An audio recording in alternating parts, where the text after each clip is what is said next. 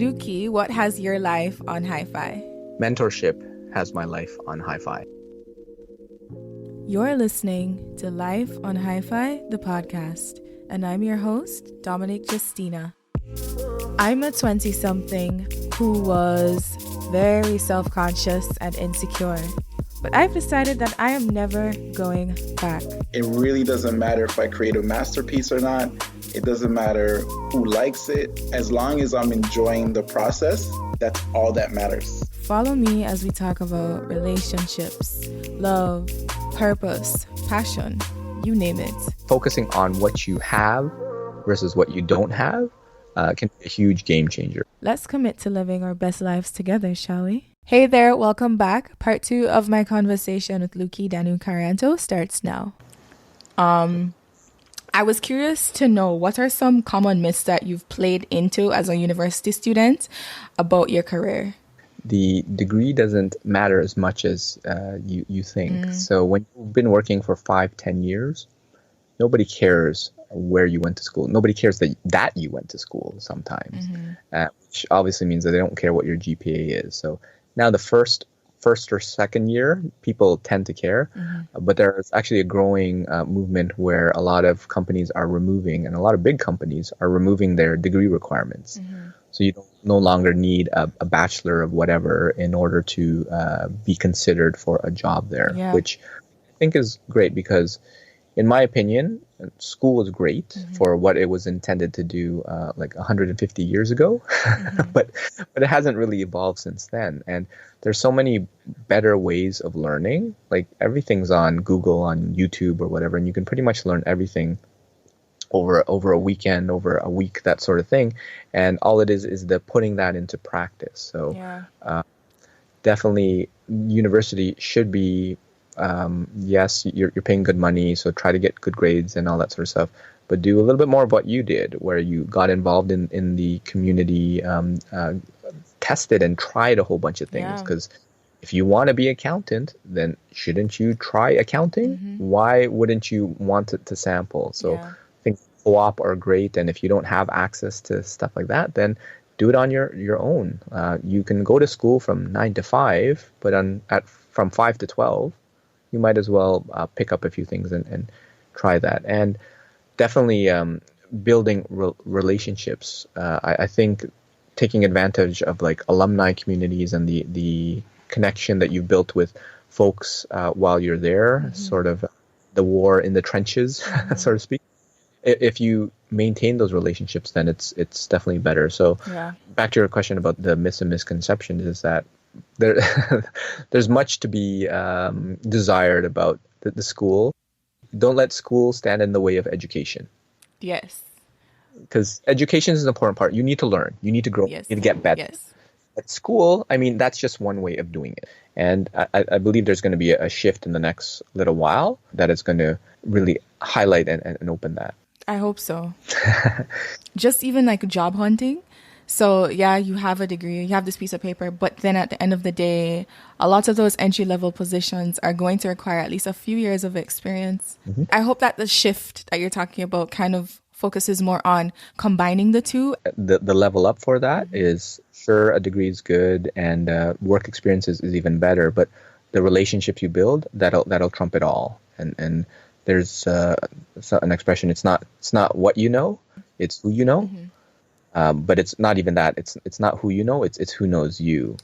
If you're building those relationships and adding value and helping each other out, then those are the types of relationships that you really want to build and nurture. Right.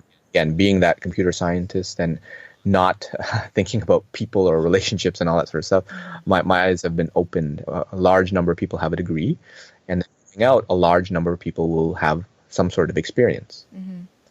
But very few people will have a relationship with a person that's a decision maker in order to get them in, right? And that'll be more and more important in terms of career success. So I encourage to think about relationships, and some people don't want that to be so. But unfortunately, that's how the world works, Yeah. right? 'Cause you're Fortunately, no man's island. We're all here for each other, right? that fair enough. Yeah, got to change. I got to change my perspective too. So, Yeah. so fortunately, that's the way the world works. Yeah. We should care about each other. For those on the job search, Yeah. I'd double down on the relationships and networking, building meaningful connections part of it. Yeah. A lot of the things that I want to do is complement education and really putting those soft skills as courses and curriculum. Like instead of taking like accounting or algebra 101, what about networking, relationship building 101? So in the interest of time, I want to shift gears just a little bit Mm-hmm. towards self-care. So I know that at some point in your career, you started off as a coder and then you went into consulting. Mm-hmm. But then you had decided to drop everything that you were doing and follow your passion. What finally pushed you to go ahead and take the risk? So for me, it was a very risk mitigated approach, right? So those two things that I mentioned is the I would never have any more energy, and then I will never have any less responsibility than I do now. And the other part was if I was retired or at end of life or whatever, and I looked back and said that startup that I did that failed horribly versus that startup that I never even tried. Okay. That regret is one that really made me do that. But it was contextualizing it too. So if you think about it, it was pretty risky. I had 2 kids, a family, mortgage, all sorts of commitments and stuff like that. But if I thought about it, like, what's the worst thing that can happen? So let's say I go off and do this and it's a colossal failure, right? I could probably go back to my employer because I didn't burn bridges. I built good relationships. I could probably ask them for my old job back. Right? So maybe not at the same accelerated pace, but I could probably do that. Or maybe some of the clients that I had a lot of good skills where I could get a job. At very least, I could work at fast food or quick serve retail. I could get a job there. I might have to move back with my parents or whatever, move in with some friends and what have you. And there's all sorts of stuff, government help and all that, that would have to kick in before I ever went on the street. Right. So there's so many things and being so privileged to be in Canada that really it's not much of a risk. But didn't the idea of like going back scare you in terms of just like going through something and progressing and then having to take a few steps back? Going back to the I never lose, I either win or I learn. So what of that experience would I be able to take away from that? And at the very least, it's having a cool story to tell my grandkids. Hey, remember that time when granddad tried to start this company and it didn't work? And the other side is, what is the potential upside? Because the downside is what most people think about. But what about the upside? So now I have more of a purpose and sense of fulfillment in the sense my goal is to weave mentorship into the fabric of society. And I have a marketing thing where I want to make Toronto the mentorship capital of the world. And another goal is to become one of the new billionaires, which is to positively impact 1 billion people. Right. I like that. Wow. So the joke at the back end is to ask each one for $1 afterwards. That comes from like Peter Diamandis, who is one of those amazing authors. He wrote Abundance and Bold and stuff like that, very accomplished individual. But so I'm looking more for impact, right? And Yeah. I didn't know that at the time, but for me, it's just to at least say, well, let me give it a shot. Yeah. If it works, awesome. If it doesn't, you know what? At least I gave it a shot. So that was kind of there. And I did a whole bunch of things to help me along the way. I did a contract at a bank at the beginning, which banks tend to have a little bit more set hours. Being a contractor, you make a little bit more money based on tax advantages and stuff like that. Okay. And then with those set hours, I would take my 9 to 5 and do the work there. And then from 5 to 12, minus the time that I spent with the kids, I would try to see what sort of offering and value that I could provide. And then I did a 6-month contract and then extended for another 6 months. And then after that one, I thought, you know what? I'm seeing some success. And if I did it all in for the next, for ongoing, then I think I'd see a lot more results. And it is challenging so for those who are trying to go corporate to the entrepreneurial life, it's different. when when you're in the corporate world, I could always go up to a partner or someone else and say, hey, can you help me out here, because I don't know what I'm doing. When you're on your own, I only have myself to turn to. So I have a lot of swike, the stuff I wish I knew earlier. I'll write the entrepreneurial edition at some point. Because it was a difficult challenge, but I think I found my stride, and now I believe I'm making a difference, right? So the transition you are, yeah. Thank you. So the transition was a risk, but very mitigated risk. Okay. Right. So, and a lot of times, folks don't realize that even being employed is probably much more risky than being an entrepreneur, because you could get downsized for and fired for no apparent reason based on things beyond your control. Yeah. As an entrepreneur, it's always your control because it's up to you. Yeah. There's this illusion of safety when you're an employed. And there was another quote that I heard, that a salary is what someone bribed you with in order to stop following your dreams. And that is put together that. Sorry, this is such a tweetable moment. I'm going to keep note of this. A salary is what someone bribes you with to keep you from your dreams and to build theirs. Not everyone should be an entrepreneur. I want to caveat that. Some people should be a good number 2, number 5, or whatever, because they don't want to be in the spotlight, don't want to be in the limelight, that sort of thing. But and it's about kind of knowing yourself and realizing that there are different ways, because the traditional go work for a big corporate giant type of thing, it doesn't have to be, right? You can do that, and you can do something on the side too. Everyone here should have a podcast. Everyone here should write a book. Everyone here should be doing whatever they want to be doing.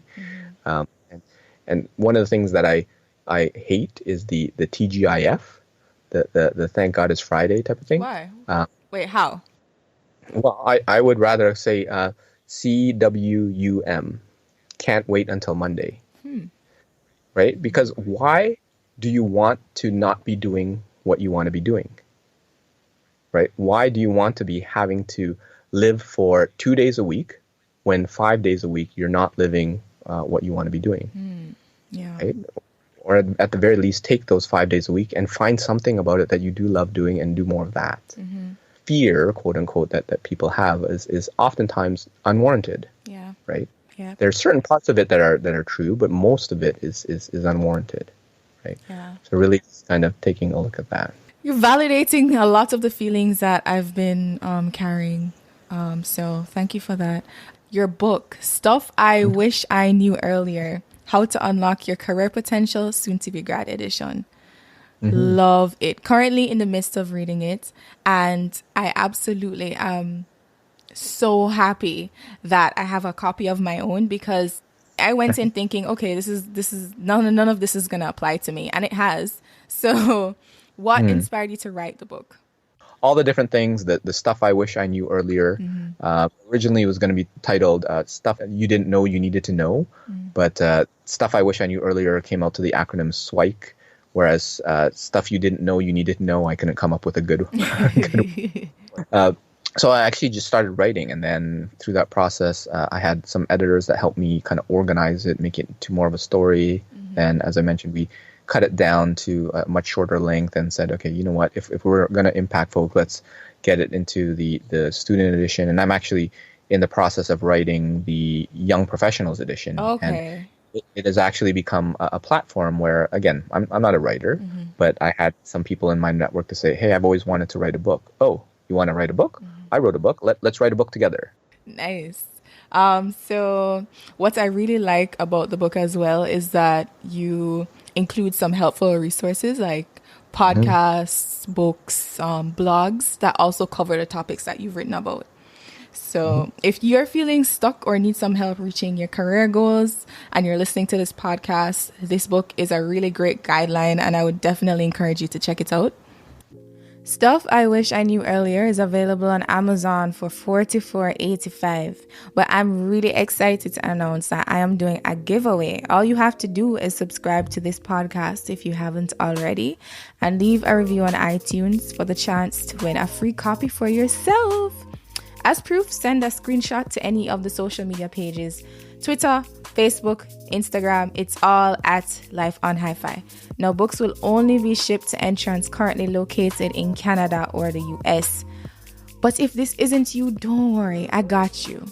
All entrants will receive a code from me for free access to Luki's online course, The Art and Science of Networking, for a limited time. Now, this is a valuable giveaway. Honestly, anything that's self-improvement is an A in my book. And it's for free. It's for free. Okay, so part 3 of my conversation with Toronto's millennial career coach, Luki answers some questions received from my social media followers. So stay tuned. And as always, I appreciate you listening in, guys. I really do. Stay Gucci, stay fly, and keep creating.